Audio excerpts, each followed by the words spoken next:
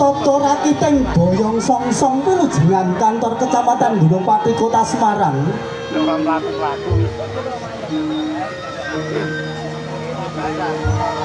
Sang Subo Manggolo Arsa Jumangkah tumuju ing sasana pagelaran ngadeg jejeg gagah Deniro Jumangkah sembada merantasi karya paraga Subamanggala ingkang pinargan dening